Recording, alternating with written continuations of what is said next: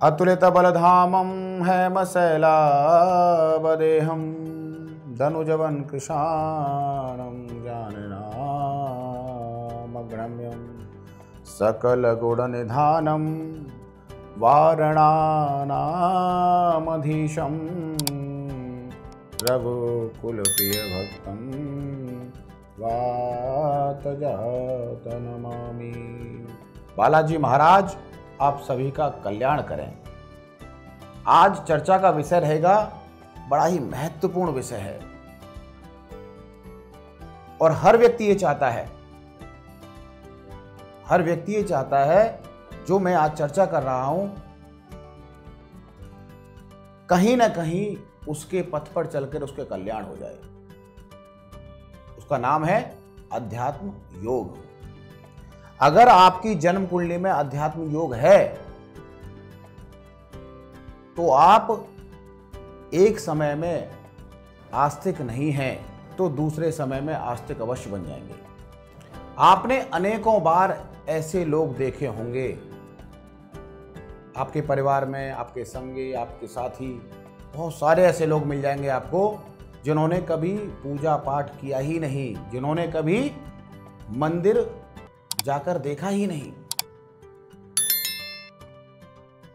कभी गुरुद्वारे नहीं गए, लेकिन एक समय में आकर वो ऐसे अध्यात्मवादी हो जाते हैं कि वह सब कुछ छोड़ करके अपनी पूजा पाठ और अपना ध्यान लगाना आरंभ कर देते हैं।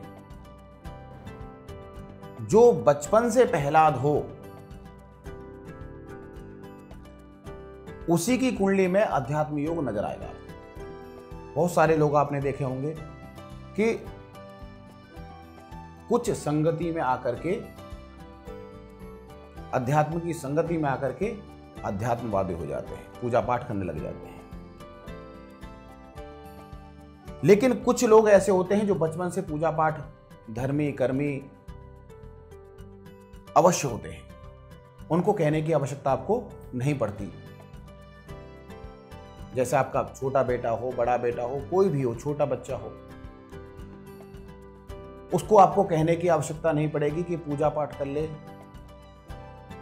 या ध्यान कर ले। वो स्वतः ही उन कार्यों में रत रहता है। आज उसी की चर्चा है कि कौन ऐसे लोग हैं जिनकी कुंडली में अध्यात्म अधिक होता है। तो आइए जानते हैं कि अध्यात्म योग क्या होता है और आपकी कुंडली में बना हुआ है या नहीं बना हुआ। क्योंकि समझ जाइए, अगर अध्यात्म योग कुंडली में नहीं है तो निस्संदेह संकटों का सामना आपको करना ही पड़ेगा। राजा महाराजा भी अंत में वानप्रस्थ लेकर अध्यात्मवादी हुआ करते थे। राजपाट छोड़ करके सब भगवान की शरणागति प्राप्त करते थे। सबसे पहले वैसे तो अध्यात्म नवम भाव, पंचम भाव से देखा जाता है। मुख्य रूप से पंचम, नवम या लगन का संबंध व्यक्ति को अध्यात्मवादी बना देता है। लेकिन अगर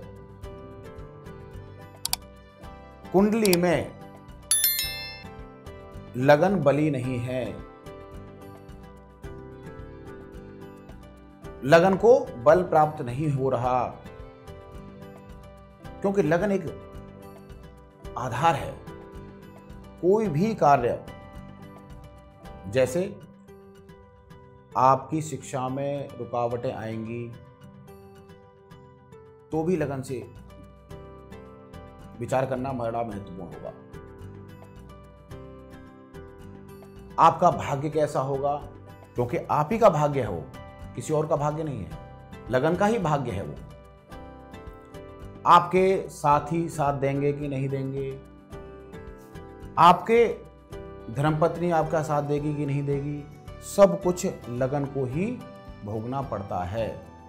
जिस व्यक्ति का पंचमेश, नवमेश बलशाली हो, शुभ ग्रहों से दृष्ट हो, ऐसा व्यक्ति अध्यात्मवादी हो जाता है। धर्म के क्षेत्र में वह अधिक बढ़ चढ़ कर के भाग लेने वाला व्यक्ति कहा जाता है।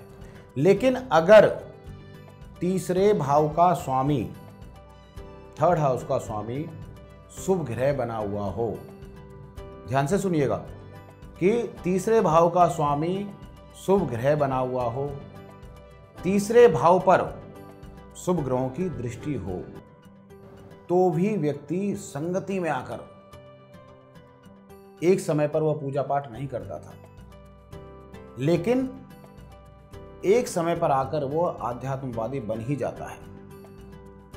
कुछ ऐसी संगति उसको मिल जाती है जिससे वह धर्म के रास्ते पर आगे बढ़ता है। वह व्यक्ति अच्छे आचरण वाला, सेवा भाव वाला, सभी को प्रेम की दृष्टि से देखने वाला अध्यात्मवादी एक समय में बन जाता है। अगर तीसरे भाव का स्वामी शुभ ग्रहों से दृष्ट हो, जैसे यहां पर गुरु विराजमान हो जाएं, यहां पर चंद्रमा विराजमान हो जाएं, तो तीसरे भाव पर दृष्टि डाल लेंगे। यहां पर मैंने जो पहले एक फॉर्मूला आपको बताया कि तीसरे भाव का स्वामी बुध बृहस्पति के साथ यहां विराजमान कर दिए मैंने, ऐसा व्यक्ति भी संगति में आकर सदाचारी हो जाता है, भक्ति भाव वाला बन जाता है। अगर आपकी भी कुंडली में ऐसा योग कोई है तो निश्चित तौर पर आप अध्यात्म की ओर रुख कर सकते हैं। अध्यात्म के रास्ते में जाकर के आपको उन्नति का रास्ता तो मिलेगा ही मिलेगा, साथ में मन की शांति आपको अवश्य मिलती है। अगर आपकी जन्म कुंडली में ये योग है तो निश्चित तौर पर आप अध्यात्मवादी बनेंगे ही बनेंगे। ये चर्चा हम फिर कभी करेंगे कि व्यक्ति कौन सी साधना में, वो तंत्र साधना करता है, मंत्र साधना करता है, या वैष्णव पूजा करके व्यक्ति खुश रहता है, वो कौन सी साधना में लिप्त रह करके अपने मन को शांत करता है। और वो भी किसी वीडियो में मैं चर्चा करूंगा कि कौन से ऐसे लोग होते हैं जो दिखावे के लिए पूजा पाठ करते हैं, और कौन से ऐसे लोग होते हैं जो पूजा पाठ नहीं करते, दिखावा नहीं करते, लेकिन फिर भी निरंतर भगवान का भजन करते रहते हैं। कौन से लोग हैं वो? आज के लिए इतना ही, फिर किसी नए विषय के साथ उपस्थित रहूंगा। जय श्री राम, जय श्री बालाजी।